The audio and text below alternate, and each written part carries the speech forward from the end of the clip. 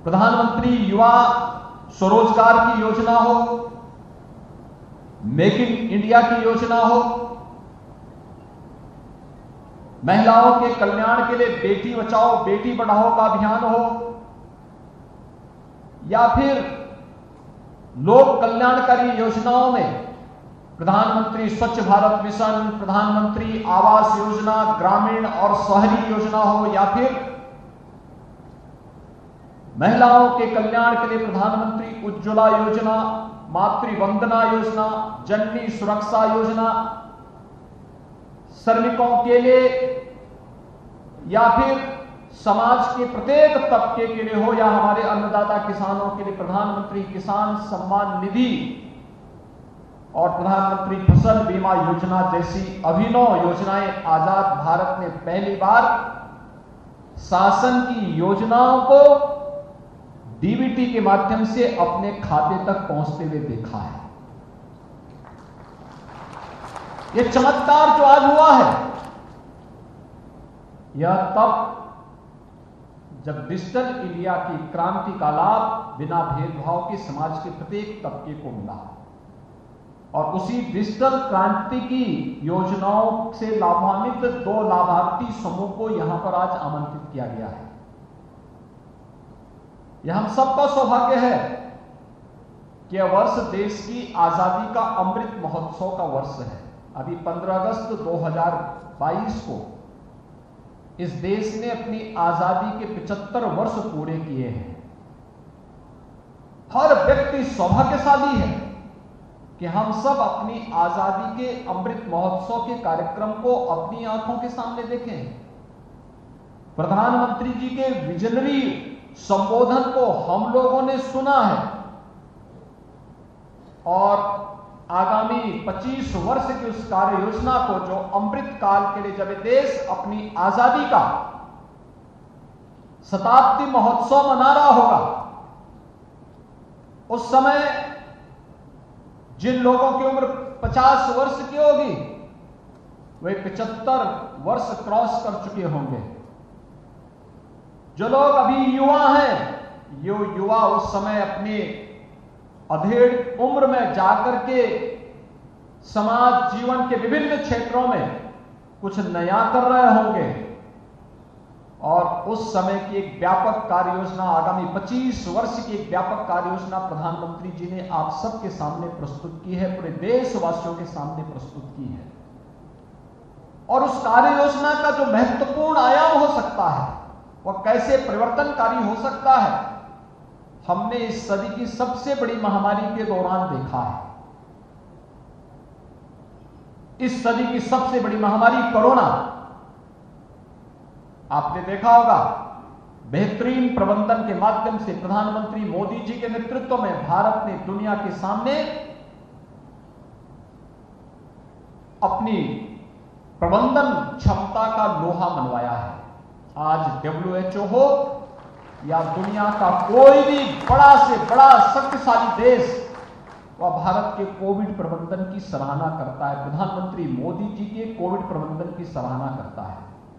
कारण साफ है, आप देख सकते हैं भारत की आबादी 135 करोड़ की, 135 करोड़ लोगों में लोकतांत्रिक मूल्यों के साथ हर व्यक्ति जी रहा है। अभिव्यक्ति की स्वतंत्रता है, मौलिक अधिकारों की स्वतंत्रता है, हर व्यक्ति को अपने मौलिक अधिकारों के साथ जीने, बोलने, आचरण करने की पूरी स्वतंत्रता है भारत के अंदर। और उस सब के बावजूद कोविड प्रबंधन में आपने देखा होगा कि भारत के 135 करोड़ लोगों ने जिस राष्ट्रीय अनुशासन का परिचय इस दौरान दिया, उसका परिणाम बेहतर कोविड प्रबंधन के रूप में देश के सामने देखने को मिला। यह बेहतरीन कोविड प्रबंधन इसी रूप में था। प्रधानमंत्री मोदी जी के नेतृत्व में प्रधानमंत्री जी ने कहा जनता कर्फ्यू रहेगा, पूरा देश जनता कर्फ्यू के साथ जुड़ा है। पार्टियां अलग अलग राज्यों में अलग अलग दलों की सरकारें हो सकती हैं, देश में अलग अलग रूप, रंग, वेशभूषा, खान पान, रहन सहन हो सकता है, जाति, मत, मजहब अलग अलग हो सकते हैं, लेकिन जब भारत की बात आएगी, उत्तर से दक्षिण तक, पूरब से पश्चिम तक भारत एक स्वर में बोलेगा। और प्रधानमंत्री मोदी जी के नेतृत्व में पूरे भारत ने एक स्वर में बोल करके उस दौरान यह साबित कर दिया था, जब 22 मार्च 2020 को प्रधानमंत्री जी के आह्वान पर जनता कर्फ्यू का आयोजन हुआ था। पूरे देश ने तय कर लिया था कि कोरोना को हम मात देंगे, और आपकी इसी जिजीविषा ने कोरोना जैसी महामारी को भारत के अंदर लगभग परास्त करने में सफलता प्राप्त कर दी है। यह सामूहिकता का, टीम वर्क का परिणाम है। यही तो टीम वर्क है। जिस टीम वर्क का कहीं अभाव अगर अमेरिका और यूरोप में देखने को मिला, तो वे फेल होते हुए दिखाई गए, कोरोना के सामने पस्त होते हुए दिखाई गए। अमेरिका की कुल आबादी भारत की आबादी की 1/4, लेकिन कोविड से मौत भारत से दुगनी होती है अमेरिका में।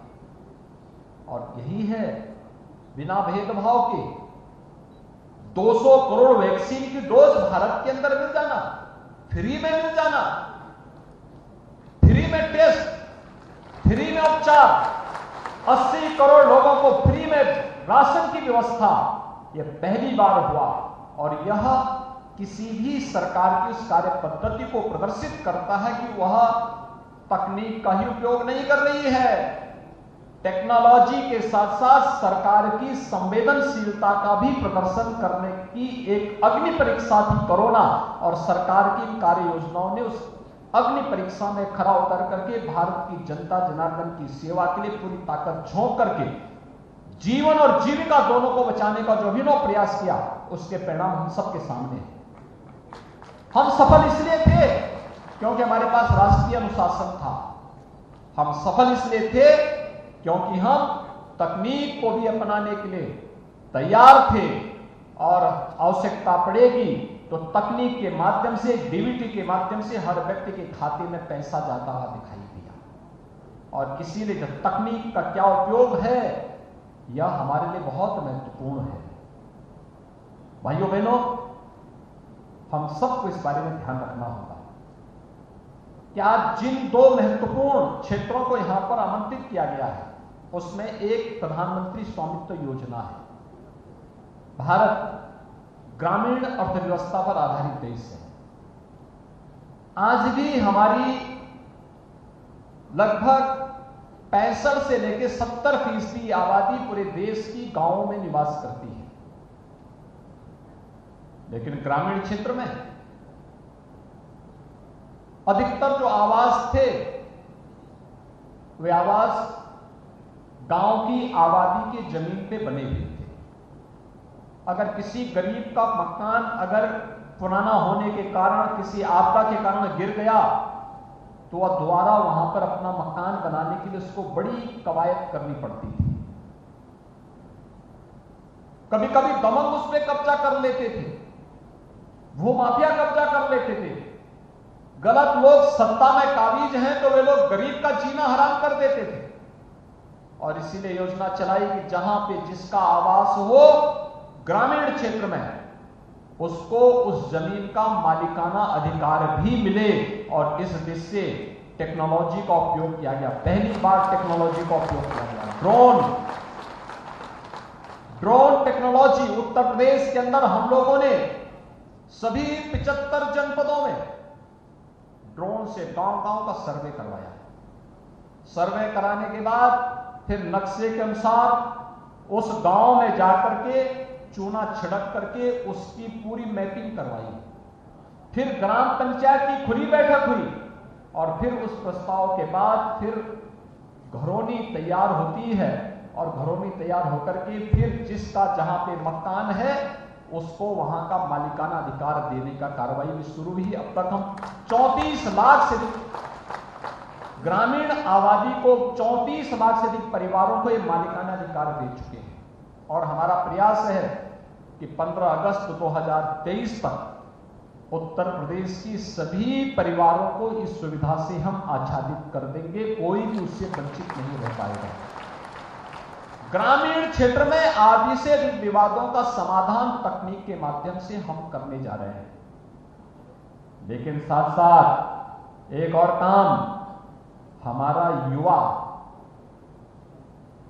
स्मार्ट सिटी के तर्ज पर हमारा युवा भी स्मार्ट क्यों नहीं होगा। उत्तर प्रदेश के युवा में तो अपार संभावना है। उत्तर प्रदेश का सौभाग्य है। हम कहीं जाते हैं, लोग मुझसे पूछते हैं कि आपकी आबादी बहुत बड़ी है यूपी की। मैं कहता हूं तो परेशानी आपको क्यों हो रही है?